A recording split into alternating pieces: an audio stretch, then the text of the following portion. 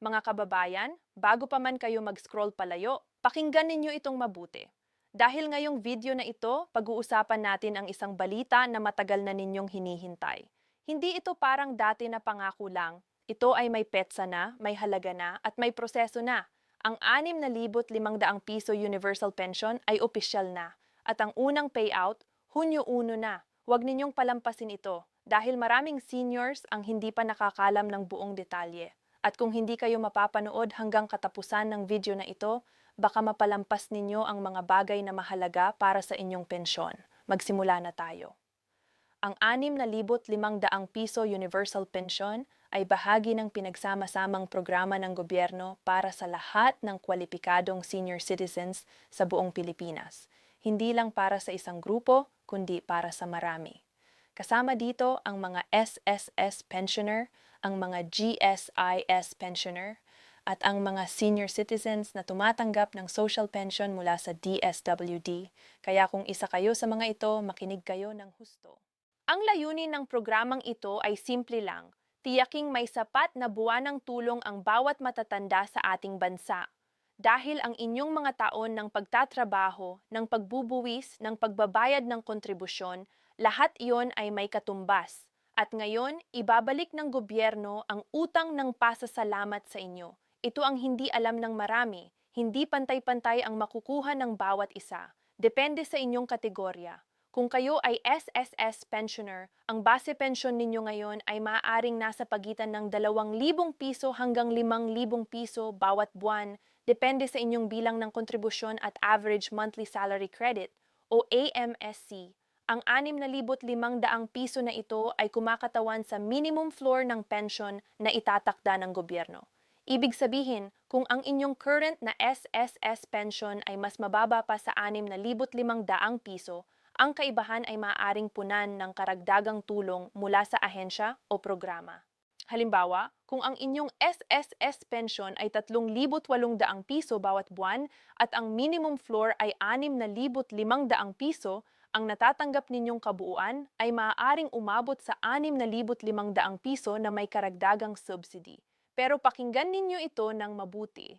Ang pagkalkula ay hindi ganon kasimple para sa lahat. May mga kondisyon, may mga detalye, kaya huwag kayong mag-assume agad. Makipag-ugnayan sa inyong SSS branch para mapatunayan ninyo ang inyong eksaktong halaga. Kung kayo naman ay GSIS pensioner, lalo na ang mga dating government employee, ang inyong basic monthly pension o BMP ay karaniwang mas mataas na. Ang 6,500 piso floor ay maaaring hindi na kailangan ng karagdagang dagdag para sa inyo. Pero may kasamang iba pang benepisyo na maaari kayong makuha sa ilalim ng bagong programa, tulad ng GSIS, Enhanced Survivorship Benefits, at iba pa. Kaya, huwag ring mag-relax kaagad. Suriin ang inyong pinakabagong pension slip. May isa pang mahalagang update na kailangan ninyong malaman bago mag-June 1. Para sa mga may natitirang SSS o GSIS loan, makinig kayo ng maigi. Ang mga loan deductions ay patuloy na ibabawas sa inyong pensyon kahit sa ilalim ng bagong programa. Hindi ito mababago ng 6,500 piso universal pension.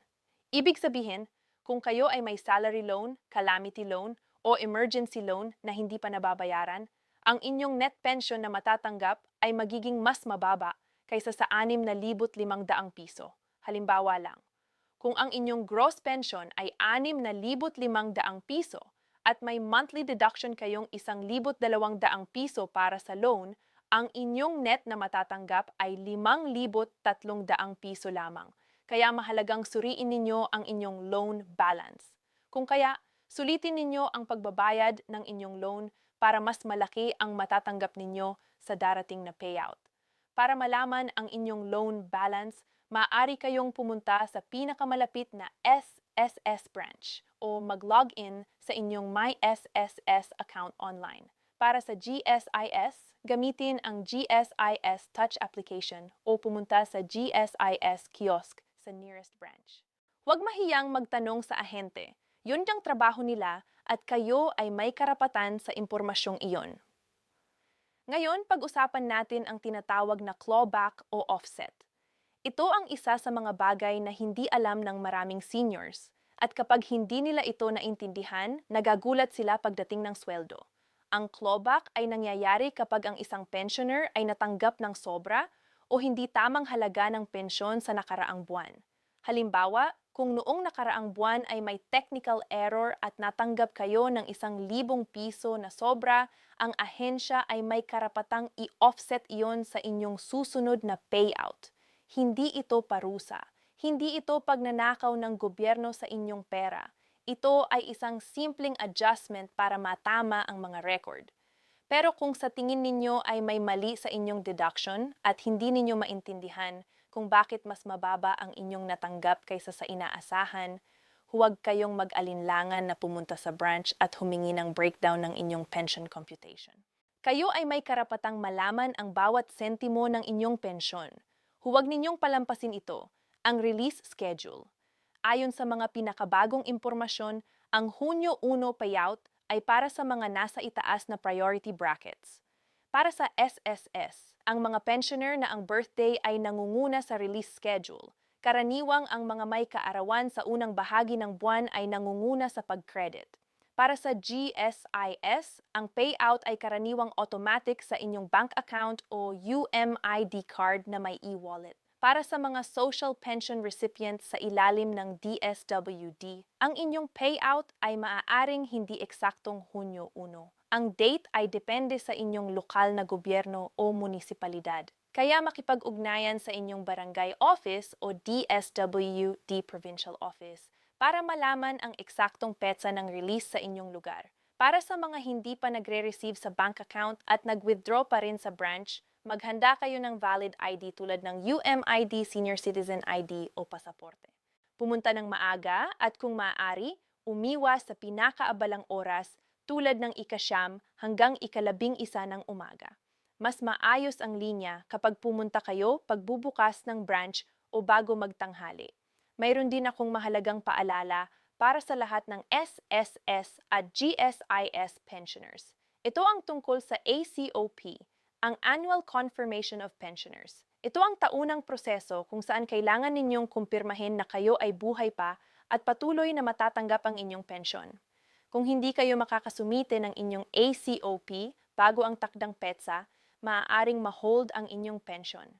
Para sa SSS, maaari itong gawin online sa pamamagitan ng MyTuldok SSS portal o personal sa branch.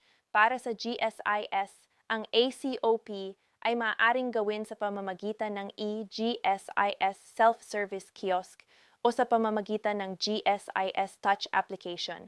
Pati na rin, maaari kayong pumunta sa pinakamalapit na GSIS servicing office. Kung kayo ay may sakit o may kapansanan at hindi makaalis ng bahay para sa ACOP, maaari kayong humingi ng home visit mula sa GSIS o SSS. Ito ay isang serbisyo na hindi lahat ay alam, kaya ipaalam ito sa inyong mga kaibigan at kamag-anak na seniors na nasa ganitong sitwasyon. May isa pang mahalagang update na kailangan ninyong marinig. Habang lumalaki ang halaga ng pensyon, lumalaki rin ang bilang ng mga scammer at manloloko na nagtatarget sa mga seniors. Pakinggan ninyo itong mabuti, walang opisyal ng SSS, GSIS o DSWD ang magtatawag sa inyo para humingi ng inyong PIN number, password o one-time password. Walang gobyerno na kinatawan ang magpapadala ng text message na hihinging mag-click kayo ng link para makuha ang inyong pensyon. Kung may tumawag sa inyo at nagsabi na kailangan ninyong magbayad ng processing fee para mailabas ang inyong pensyon, iyon ay isang scam. Huwag kayong magbayad. Huwag kayong mag-click ng kahit anong link. At agad na i-report ito sa SSS hotline o sa inyong lokal na pulisya. Tandaan ninyo, ang inyong pensyon ay libre. Walang bayad para makuha ito. Iyon ang inyong karapatan bilang nagbabayad ng kontribusyon sa buong buhay ninyo. Huwag ninyong hayaang nakawin iyon ng sinuman. Para sa mga may katanungan o alalahanin, narito ang mga opisyal na hotline na maaari ninyong tawagan. Para sa SSS, ang hotline ay 1455. Maaari rin kayong mag-email sa member-services@sss.tuldok.gov.ph o bisitahin ang opisyal na website na sss.tuldok.gov.ph.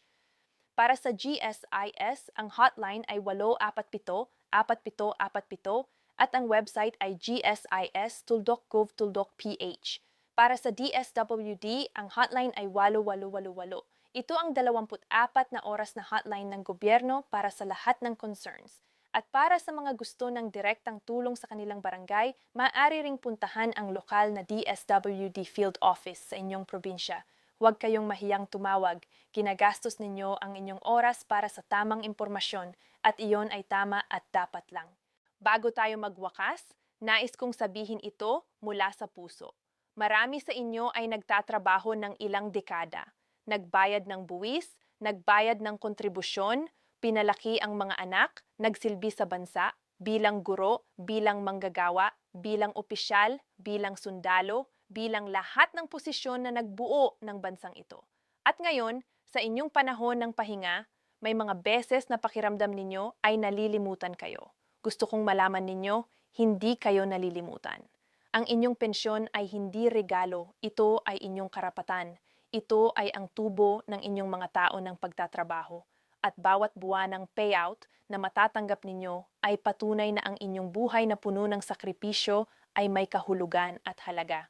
Huwag kayong mahiyang i-claim ang inyong benepisyo. Huwag kayong mahiyang magtanong sa branch. Huwag kayong mahiyang humingi ng tulong sa inyong mga mahal sa buhay para matulungan kayong ma-process ang inyong mga papers.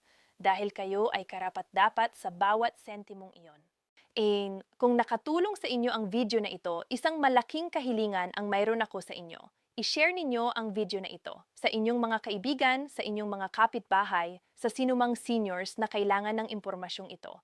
Dahil baka may isang tao sa inyong pagkilala na hindi pa nakakaalam ng tungkol sa June 1 payout. At ang isang share ninyo ay maaaring magbago ng kanilang buwan.